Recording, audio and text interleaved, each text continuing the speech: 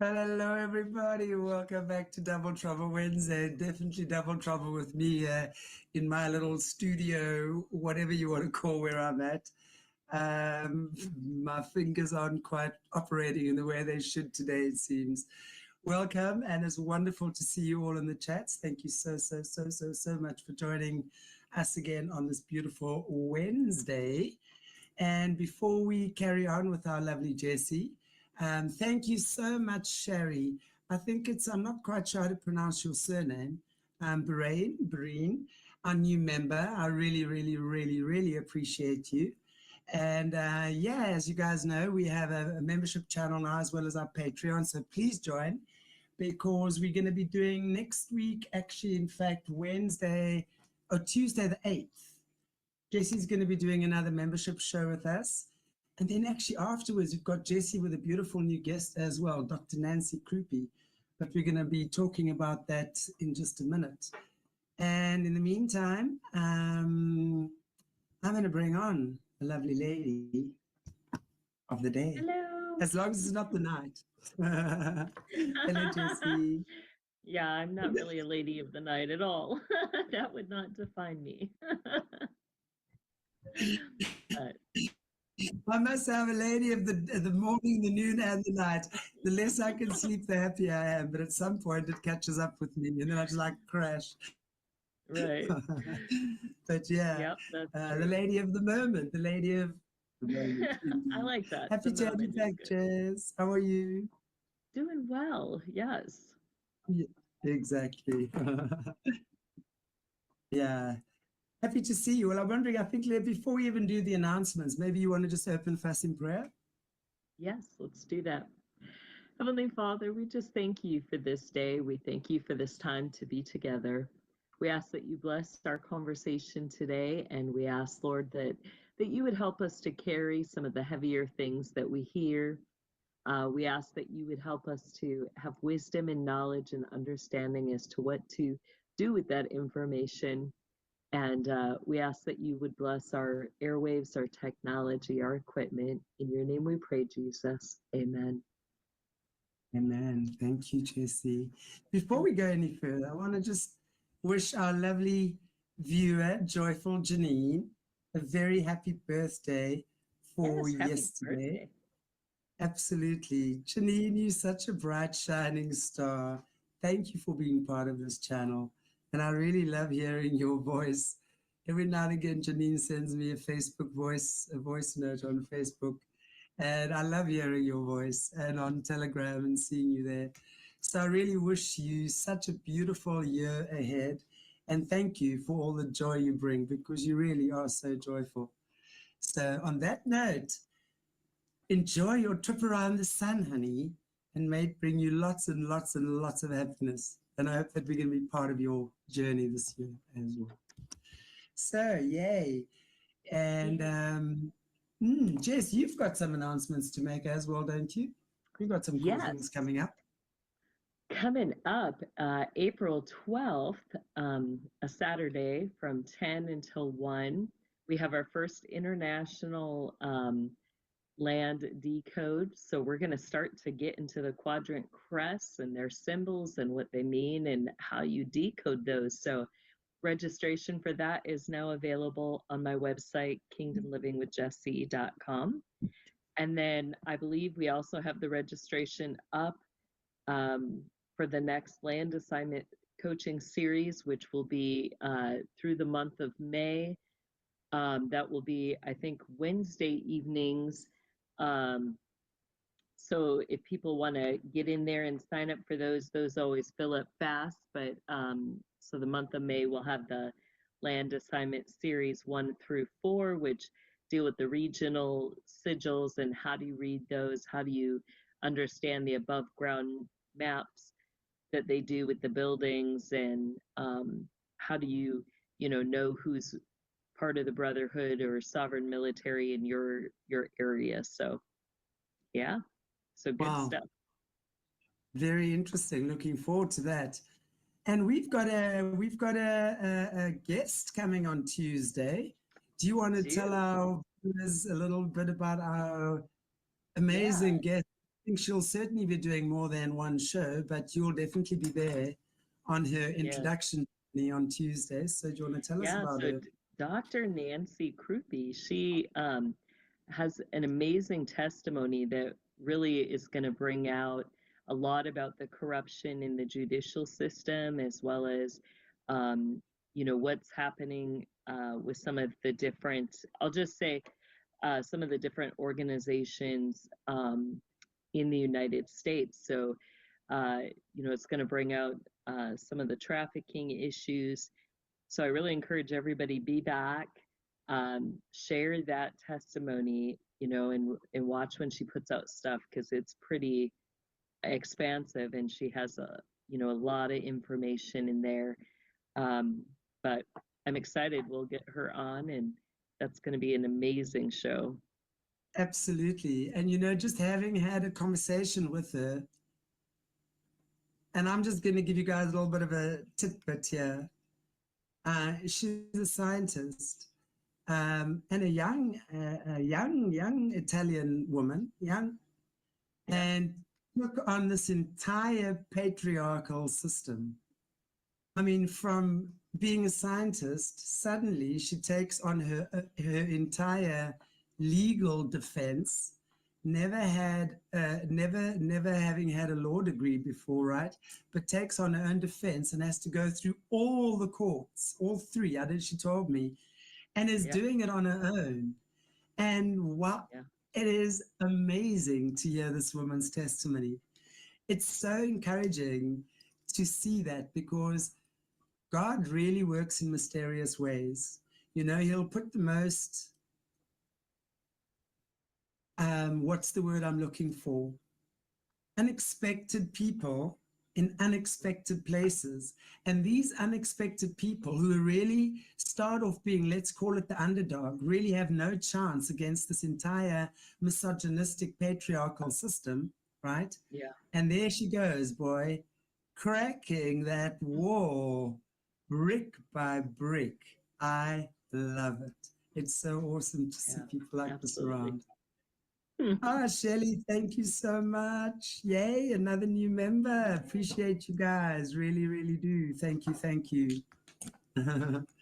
Anyway, Jess, do you want to, let's talk about the living buildings of the system, because as we know, we're on a big roll here with all these decodes, right? Yeah, there's so much. And I want to start by, it's a harder topic to discuss because, we're going to be talking about the way that within that system, things that get into their belief structure. So, some of the things may seem really difficult to understand.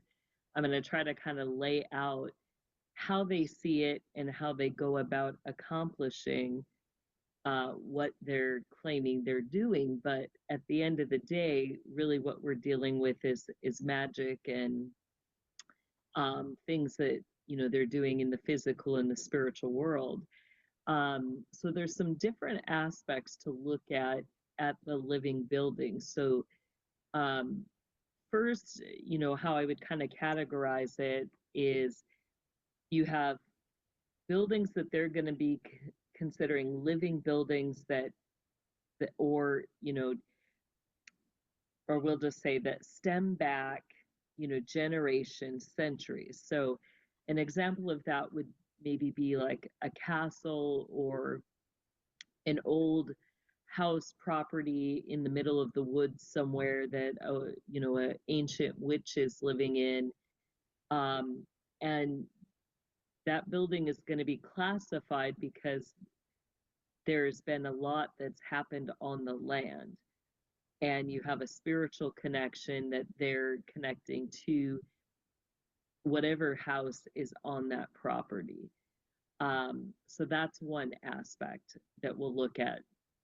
And then we'll get into the second aspect, which is, more of current day, like how do they go about giving a building that classification? What does that all entail? So starting with the first things, they have these age-old properties, and you know, they will purposely pick land where there has been a lot of death or massacres.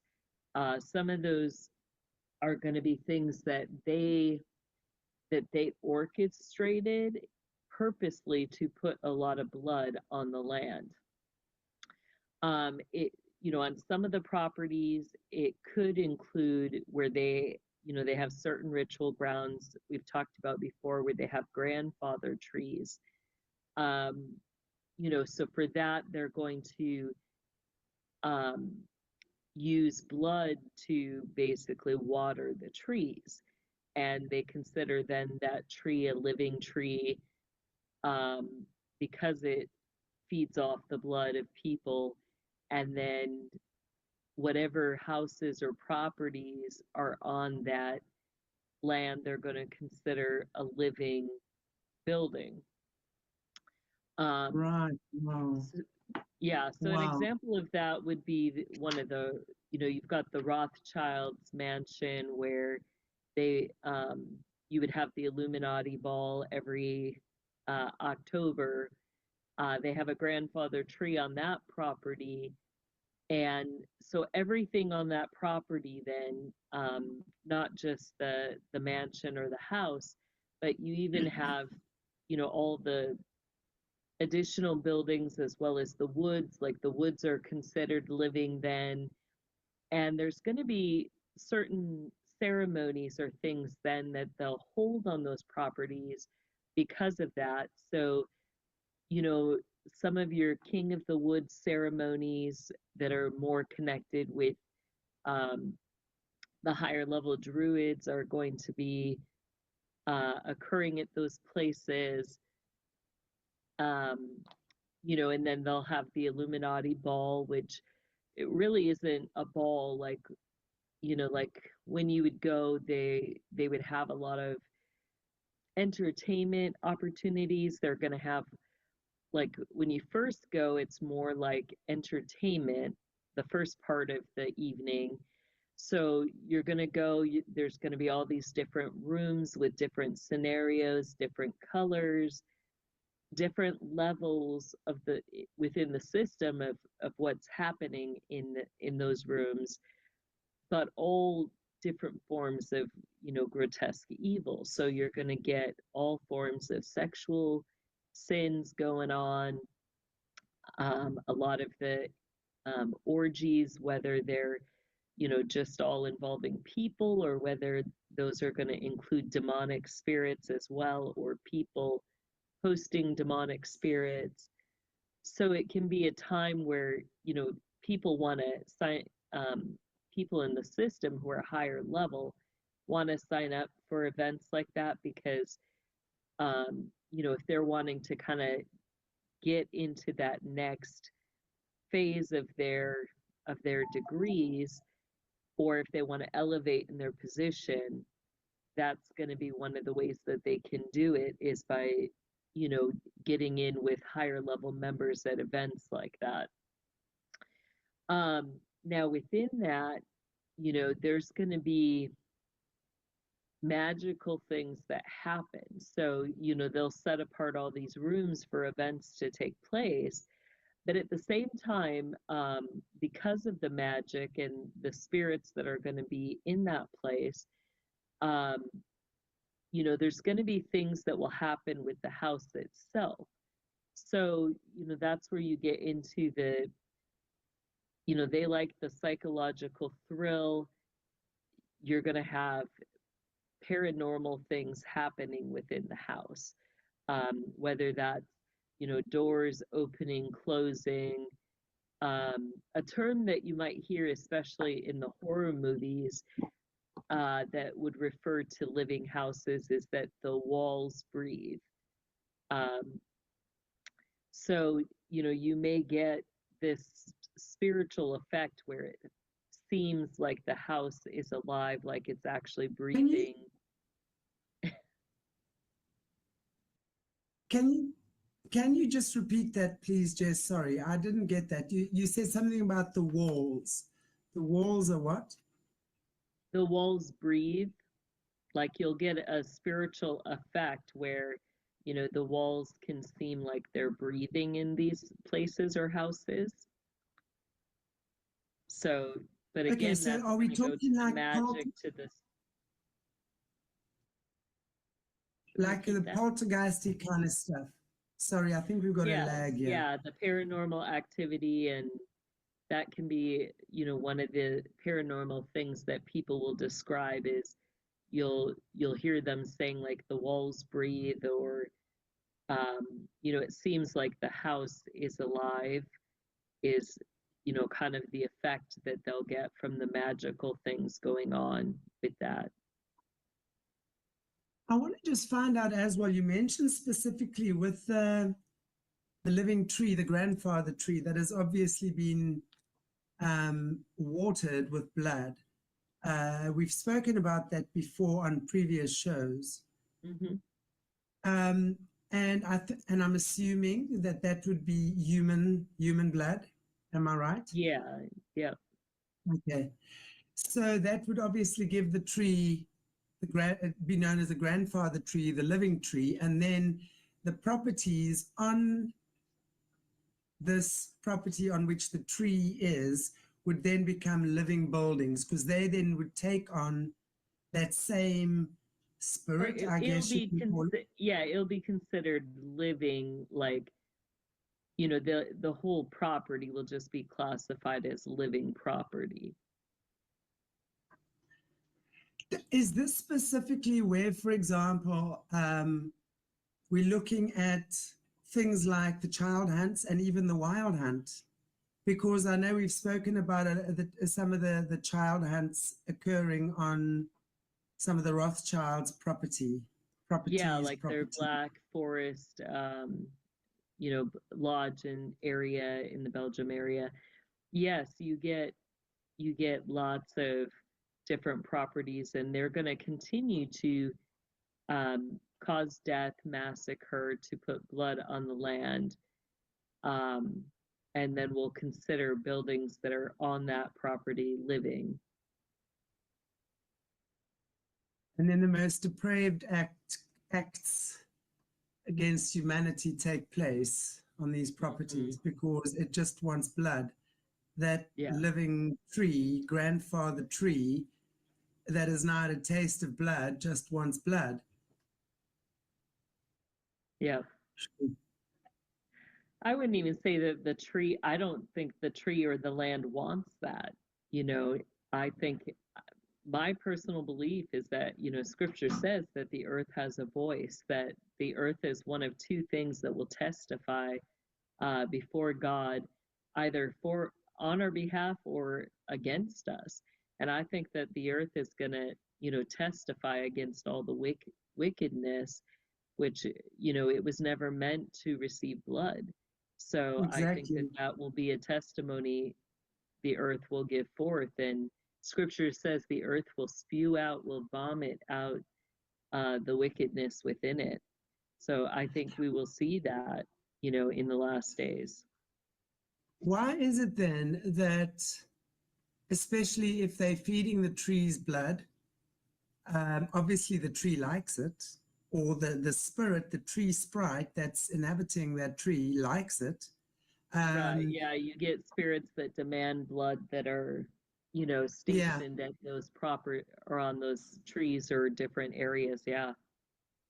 But also it's, and I think I've also mentioned this before, which I find interesting, is that if you put blood on your pot plants or your plants, like I remember being told, if like the blood from a meat packet, just put in your pot plants, the leaves, the plants thrive when you give them blood. So I'm finding that interesting. In there.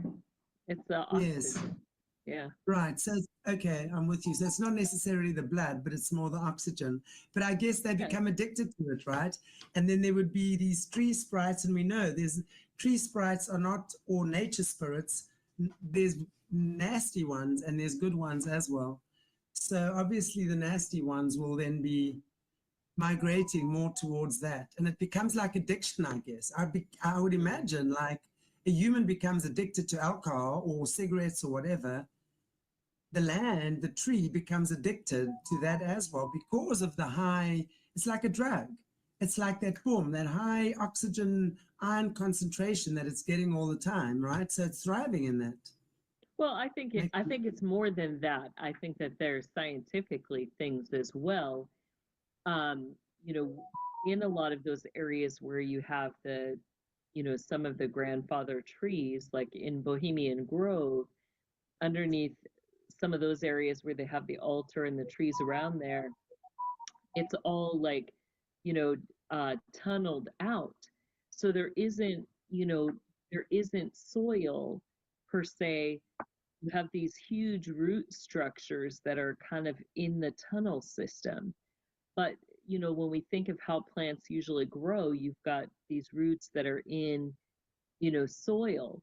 So if there isn't that available, right, these plants don't have a natural way to get their nutrition or their water. They're dependent on that. So beyond the addiction, I think, the system makes it so that there's a dependence on that. And, people who are keepers over that land have to be responsible to do the sacrifices to provide the blood, because if they don't, then those plants, the trees will die, because they don't have another way to get that. So, it's kind of a way that they make it so there has to be a duty. Somebody has to tend to that tree, and there's just no way around it. If the tree dies, now they've broken contracts with the spirits that are demanding the blood in that tree. So um, that's kind of what's really happening with all of that. Wow. Yeah. So multi-layered, right? Yeah, Wow. so multi-layered. So I want to just, basically introduce some of the terms that may be heard in regard to the living buildings. So, we have the terms like the house, the tree, it breathes. Um, you know, Sometimes you'll get like where, you'll have such a spiritual attachment to the place that, they'll claim that that house or that place has a voice. We were in one farmhouse years ago that had some spiritual attachments, and I've dealt with a lot of spirits, but usually not ones that were super loud. Like you get some spirits that really, I don't know what to call it other than they really pitch a fit. Like they pitch a fit and they're going to be loud and they're going to make their presence known. You get some paranormal activity where you'll just kind of you'll see the spirit or you'll catch it in the corner of your eye, but you're not going to get any direct aggressive loud contact. Okay, but the one farmhouse we were in, it started with like at night, you know, we kept hearing this a man and a woman talking, and we thought that um, like that there was a clock or we like what we thought was going on was that there was a clock and it was kicking on at the same time every night, and there was a radio program and it sounded like a radio program. And so the person how who was there, they had been gone, and we went through like a week of hearing that kick on every night going for hours, and then it would stop. And so we're like, hey, could you make sure your radio's turned off? Like there's this program that keeps coming on. And he was like, oh no, he's like, that's so and so. And we're like, well, who's that? And he's like, well, those are the ghosts of the house. And it was like, what? Like, what are you talking about? And so after we had heard that, we rebuked the spirits and, you know, just said, hey, you're not going to be haunting or taunting or anything. But that day, when we had gone to the grocery store, we came back to the farmhouse, and as we're bringing in the groceries, all of a sudden, it was like this massive roar, and it started upstairs, and it was like, I mean, it was loud, like the house shook, and it literally like came down from upstairs down the stairwell. And at that point, like, I grabbed the person's hand who was with me and was like, yeah, we're leaving now. Like, I'm not up for dealing with this, and I'm done in this place. Like, like, if this person's gonna allow this thing to be here, like, I'm not gonna deal with this. And we left. But you can get some of those same effects like in the living houses where everything is amplified. um, there can be a violent aggression that is just there in the property. And you definitely get a lot of aggressive paranormal activity. So that can be one way. um, so you know some of the bigger places, like, I dealt with that too. Like, you can even get entire towns, um, where they'll have one central house that they go to. A lot of those houses now, most of them will be, it could be mansions, like bigger houses, but a lot of them now are abandoned. So they'll keep it like an abandoned house. Some of them, you go into, the property will be perfectly kept within time. So from the time where it was last resided in. So you can get some of the 18th, 19th century um, decors, feelings. There's a couple homes in the Midwest area that are considered living homes that, you know, that now are, um, like, they're still in the 70s time frame. And you go, you'd go in there and everything was, you get your shag carpet, all of that going on. Um, some of them you have where there'll be continual murders on those places, like where, there'll always be a death. So some of the older vintage properties, um, mansions that were like in the 18th, 19th century, they would always have things either,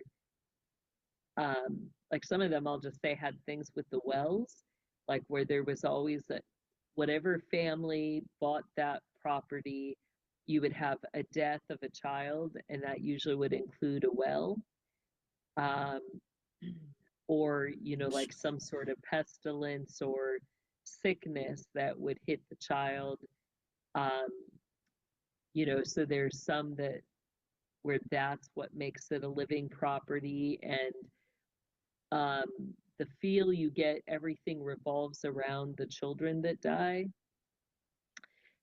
Some of those, they have it in the cemeteries, where they've got the living tree in the cemetery, and then you've got the marking of the it's hard to explain, but like with the living properties, usually there's also a mark of death with it. So it kind of gives that eerie feel where there's always like that kind of creepy, you know, death environment hanging over the property. Um, so then it gets worse from there. I'll stop there for a second because I think that pretty much covers some of the different aspects of how they classify some of the more ancient properties. Um, it makes a lot of sense, and it's interesting. I was about to say, none of these living properties, right, have joyfulness and fun and happiness, right? It's right. always death, pain, misery, suffering. How sad can you be? I mean, Fear is huge. yeah. Um, I think that fear and death are probably the biggest spirits that you're dealing with there. And really, it's like a psychological trip, you know, because you get things that defy reality. And whether that's the magic, whether that's through the paranormal activity, um, all of that plays into your psyche. How are you receiving what you are experiencing? And I really think, it's interesting because, one of the questions that play in all of that is what's really being experienced really what is happening, right? Like when people claim the walls breathe, are the walls really breathing? Or um, is there, let's say like a delusional spirit where, um, you know, that spirit makes you perceive things a certain way? Like I asked that question to a, a werewolf that got out of the system one time. I said, does the changeling spirit that you hosted, does that spirit really change your form, like transform your body in unimaginable ways? Is that really what happens? Or is there like a delusion spirit where people who look at you, they just see you in that form, even though you're not really in that form? And Right. his response was no, the changeling spirits really transform the body, and therefore, a lot of the wolves and vampires or those that have those changeling spirits will have a lot of joint and your ligament, your tendon issues, because it those parts of your body only have so much elad or elasticity.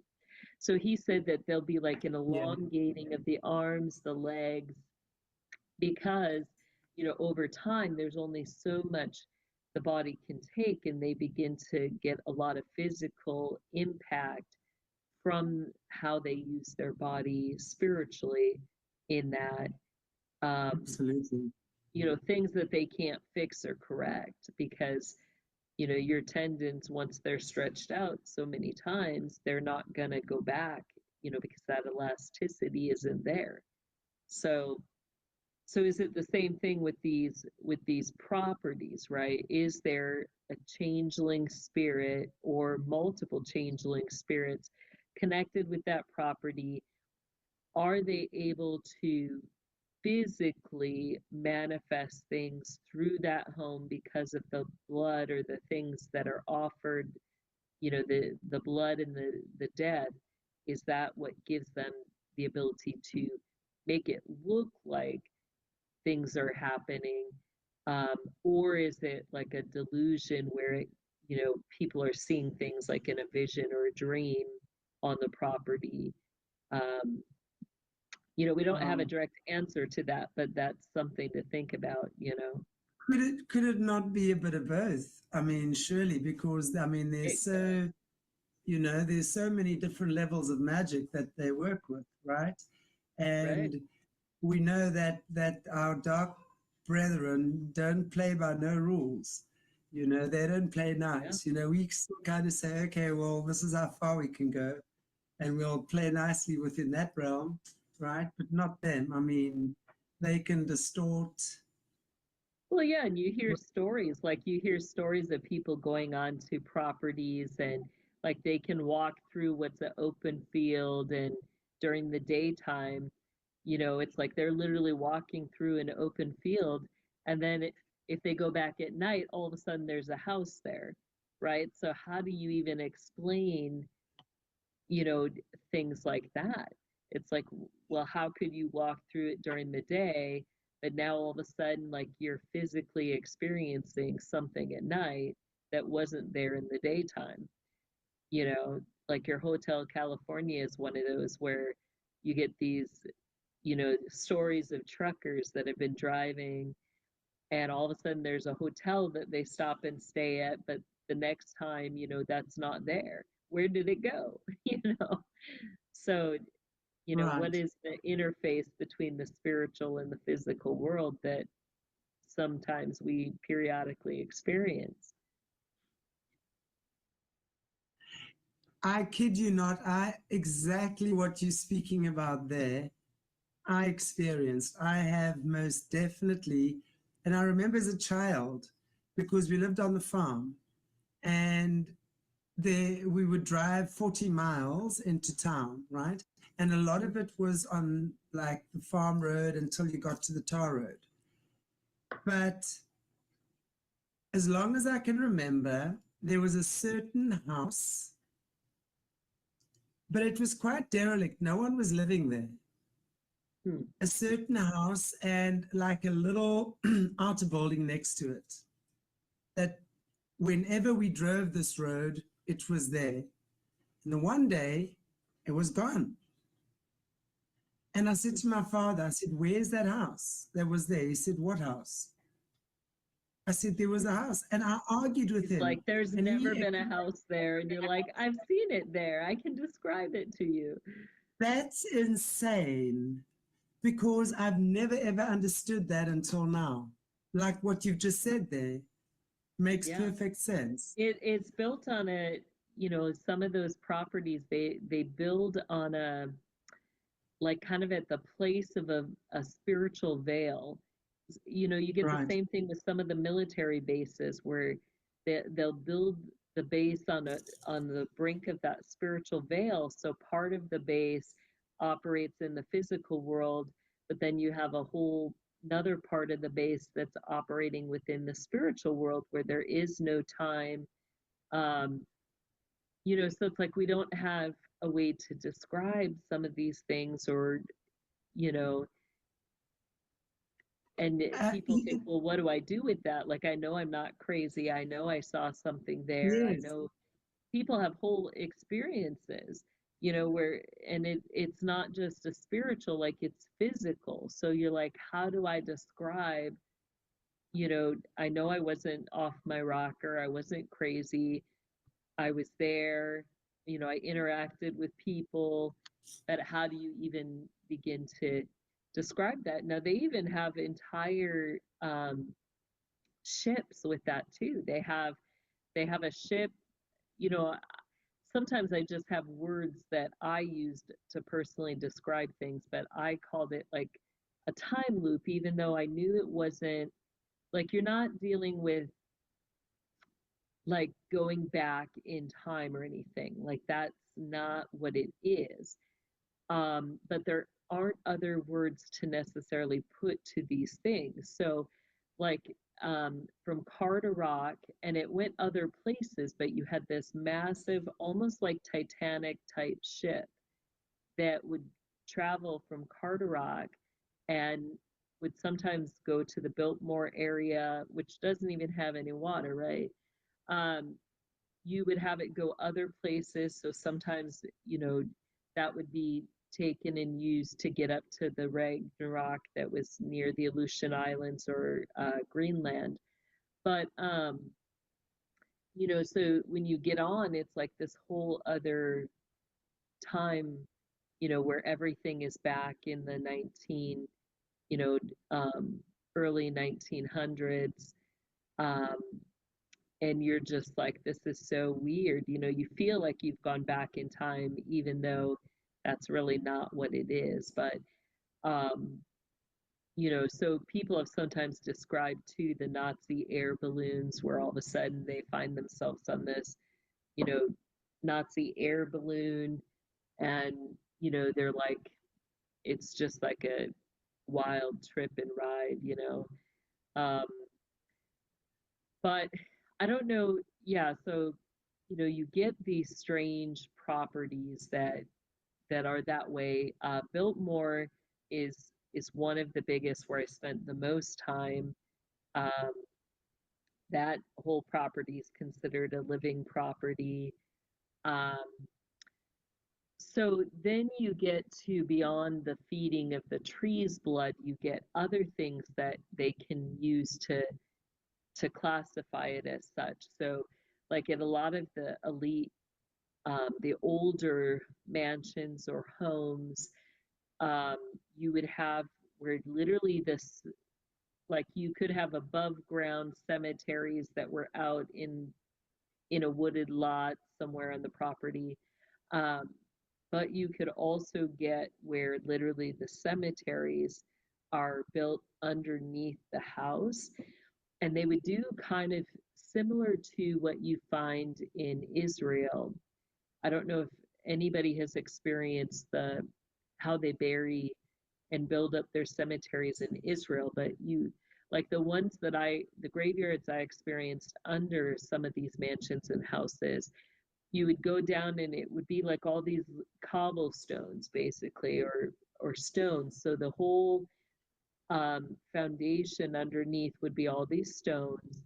And then what they do is they literally have almost like cement where instead of just digging in the ground and putting a casket or something, they literally have cement or like a cement like material, and then they'll put the dead person in there, and then it has like a huge like thick slab that's going to be slid over the top. So what you see when you go down there is like all these stones, and you'll see these big slabs that they have that are the headstone that basically sits over that that whatever it is that the body is in. So um, you know, what they believe is that there then is a connection with those that are buried in that to the house. Um, and even at times, what I believe that they do is that they will basically, how do they get that connection to form? They continue to bury people alive in those slabs. Um, so you get the burying of people alive. You hear stories of things like that with some of the dams that were built in the United States, or like some of the bigger, like, you literally hear like people, when the cement's being poured, that people um, would fall in and be trapped or things like that.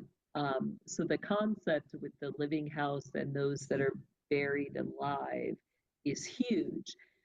And in fact, a lot of the older churches, the big cathedrals, as well as, we know that it's more like, a, I would propose like your Mormon temples, some of your bigger, I believe like your House of One buildings that they put up. Um, as they're laying the foundation, they will bury people alive in there, and you'll see That, people buried in there. Yeah. I was going to ask you about churches and stuff like that, especially, of course, the Catholic Church, that we know is probably the top dog in terms of the church community that does nasty things beneath the surfaces of our feet, right? So, yeah, I'm wondering if a Catholic church, and I'm sure not all Catholic churches, because we know that Not all, but everything. their main, in areas where you've got that, where they want that persona there or that classification, that's where you'll see it.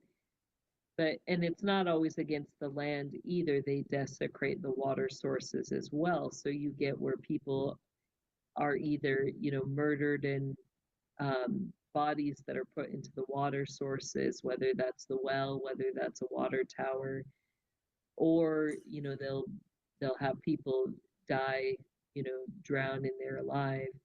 Um, And then, so do they actually leave the body in the water source so that it actually contaminates the water that we drink, or or right at bath in and stuff like that? Yeah, or right at the brink of the water source, so that the seepage goes into the land right there at that edge of the water source. Yeah. But I brought that That out, is, like in my affidavits too, whether it's humans or animals, they'll put the death near it to desecrate the water, and they often will do that at a wellspring. Um, so that they're contaminating that source where the water's coming out of.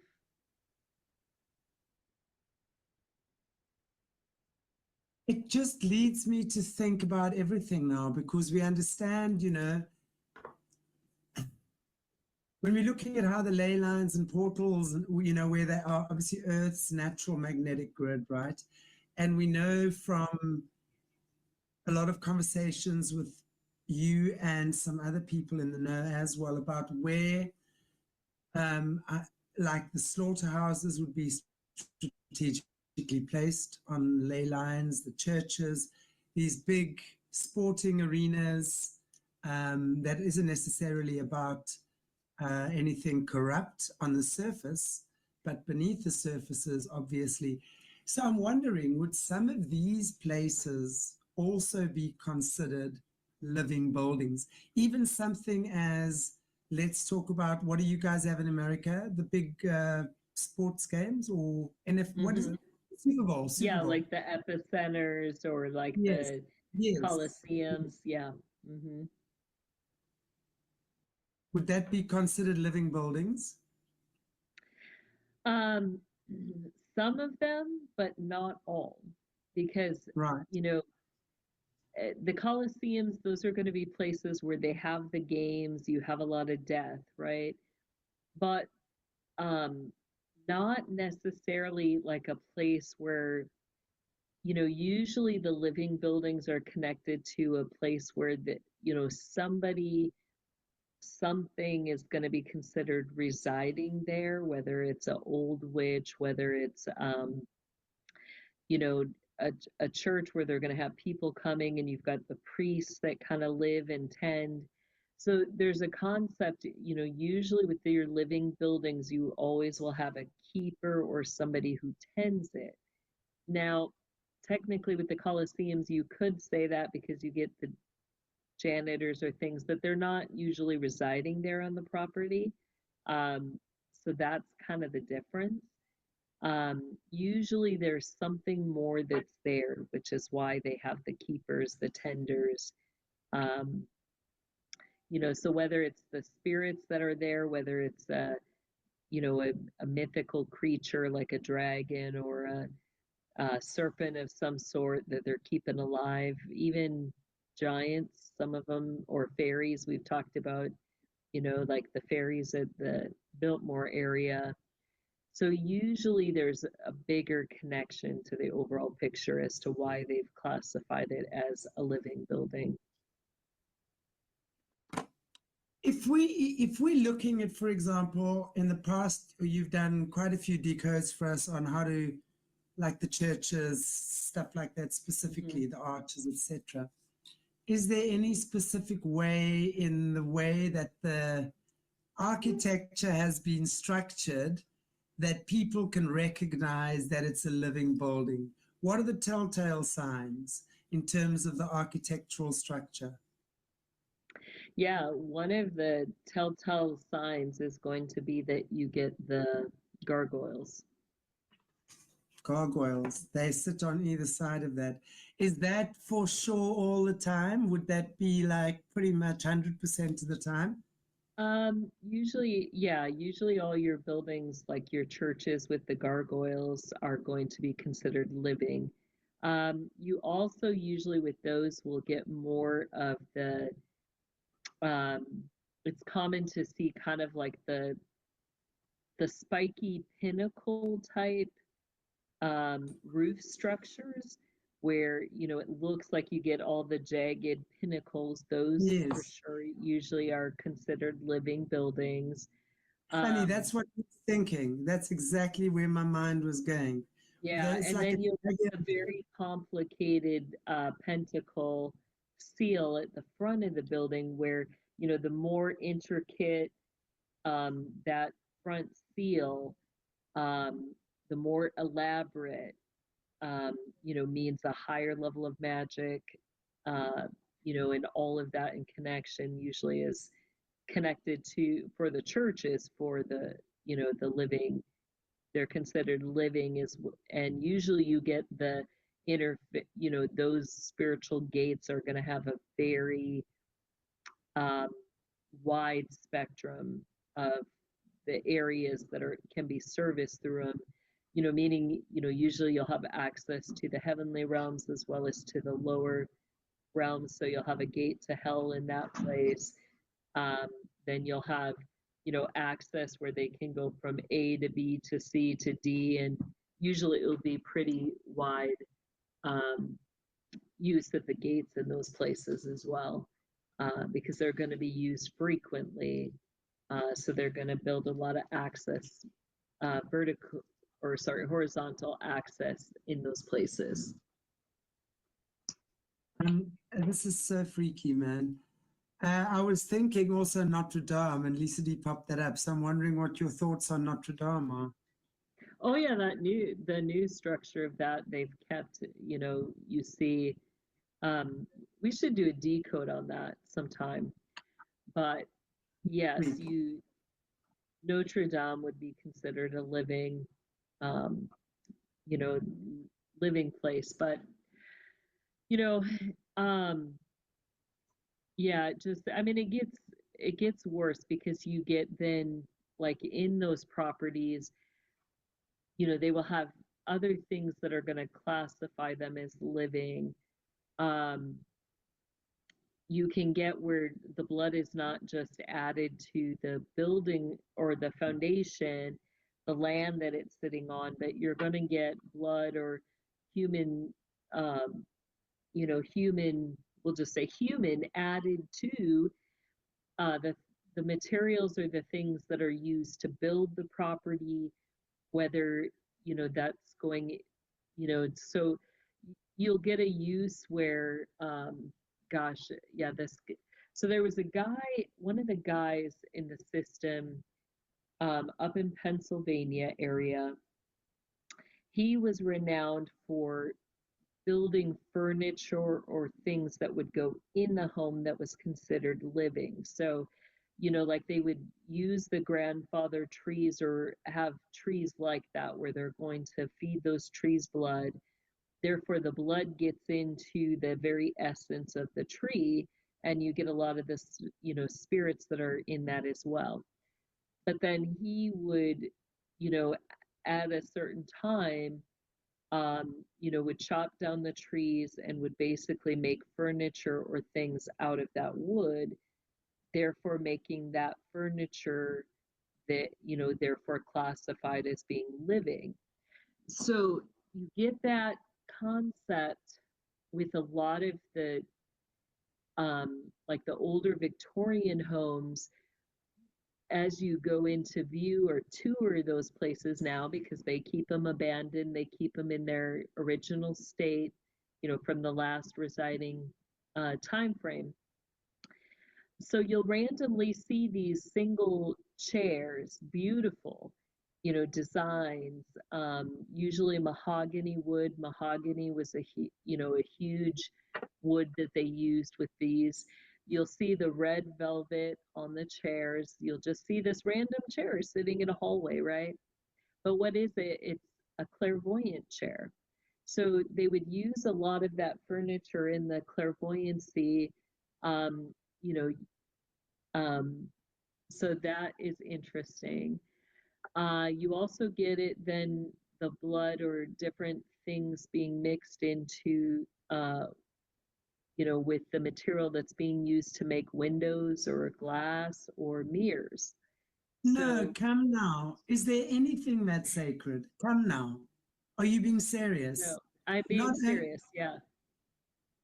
So there's a difference. Like it's not every mirror, but you get family lines within the system where that's their specialty. Like they make what's considered living mirrors.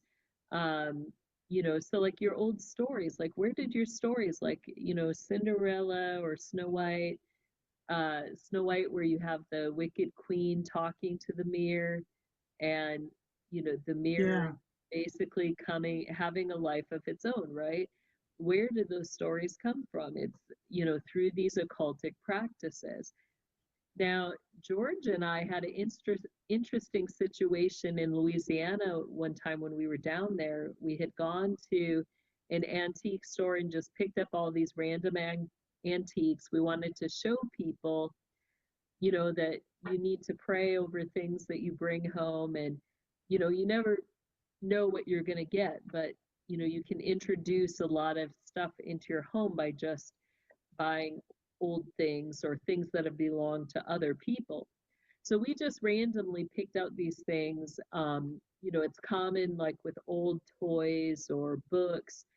You know, so we picked up those things, and then we had seen this really old picture.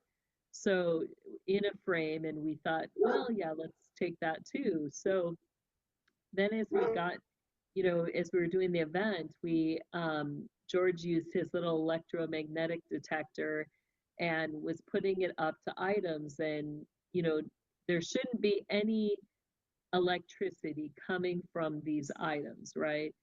So nothing with the toys, nothing with the books, you know, as we suspected and stuff. But oddly, as we got to that picture, all of a sudden that electromagnetic detector started going, lighten up. And George is like, whoa, he's like, there's a spirit with this. That's odd, you know. We ended up taking it apart piece by piece. We thought the spirit was going to be connected to the old picture, and it wasn't. Guess where it was? It was connected to the glass. And as George was seeing that, I was like, George, be careful, because that the edge of the glass was broken.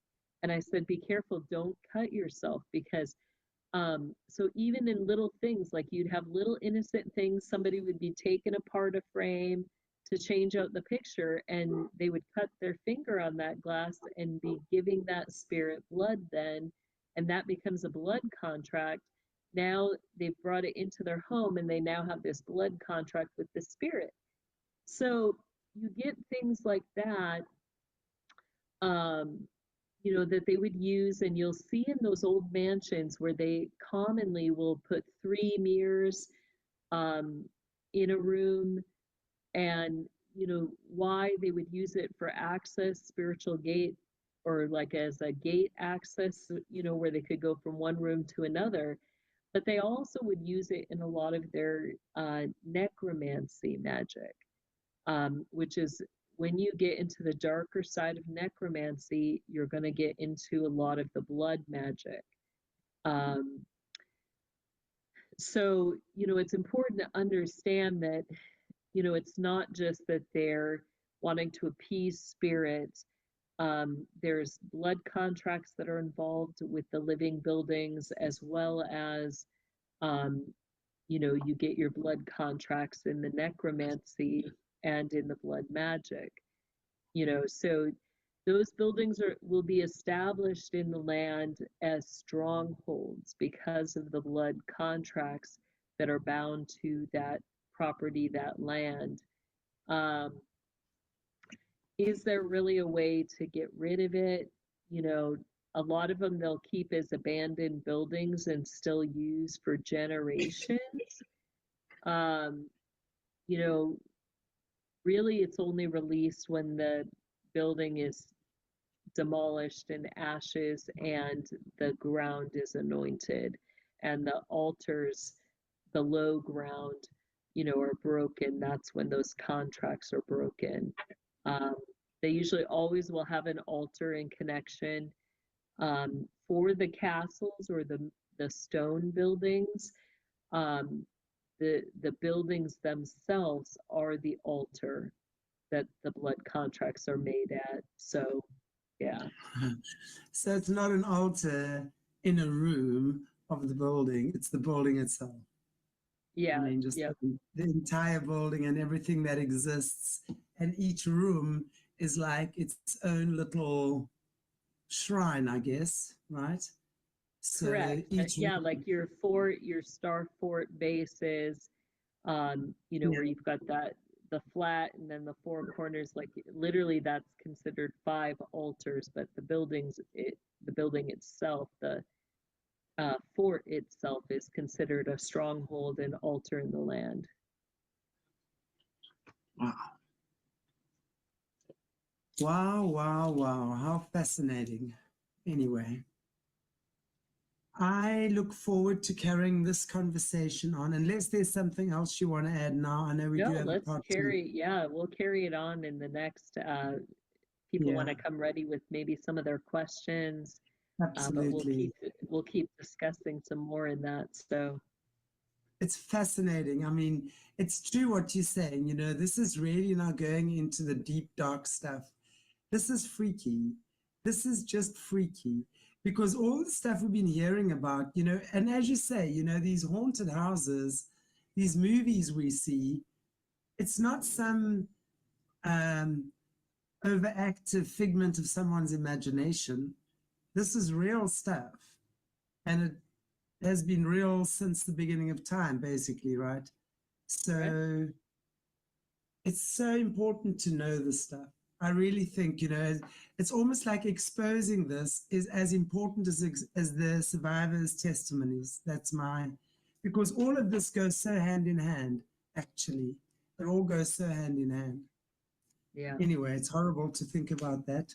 But we look forward to having a follow-up discussion in an hour from now, so 3:30 my time.